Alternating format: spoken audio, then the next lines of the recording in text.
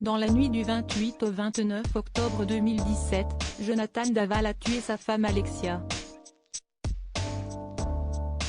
Un meurtre qu'il a avoué plusieurs mois après les faits. Il a ensuite été condamné à une peine de 25 ans de réclusion à l'issue de son procès. Les parents de la victime ont publié un livre l'an dernier sur ce drame qui a détruit leur famille. Alexia, notre fille. Si est-il autour de la mère du coupable de dévoiler son vécu de ce fait divers qui a défrayé la chronique. Martins Henry sort ce 17 novembre un livre intitulé Moi, maman de Jonathan aux éditions Michalon. À cette occasion, elle a été invitée dans l'émission 7 à 8 ce dimanche 13 novembre pour parler plus en détail de cet ouvrage délicat, répondant aux questions d'Audrey Crespo-Mara.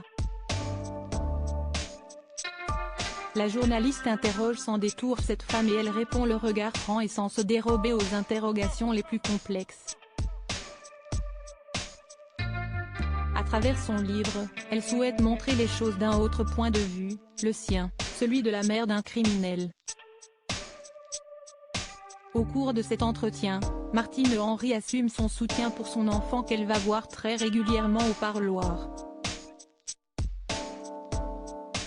Si elle regrette ne pas avoir réalisé et accepté plus rapidement l'idée que son fils ait commis un terrible crime, elle ne se sent pas responsable de son acte et ne veut pas avoir honte d'être sa mère.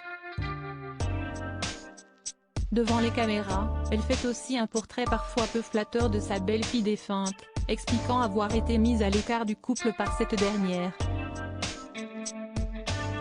Puis, Martins Henry est confrontée à une information qui a fait beaucoup de bruit il y a quelques semaines et a été révélée par BFM TV, la relation homosexuelle de Jonathan Daval en prison. Sa mère est catégorique sur le sujet, elle n'y croit pas, non même pas, parce que si est-il raconter ça. Si est-il moi qui lui ai appris en plus. Parce que je l'ai vu à la télé avant d'aller le voir.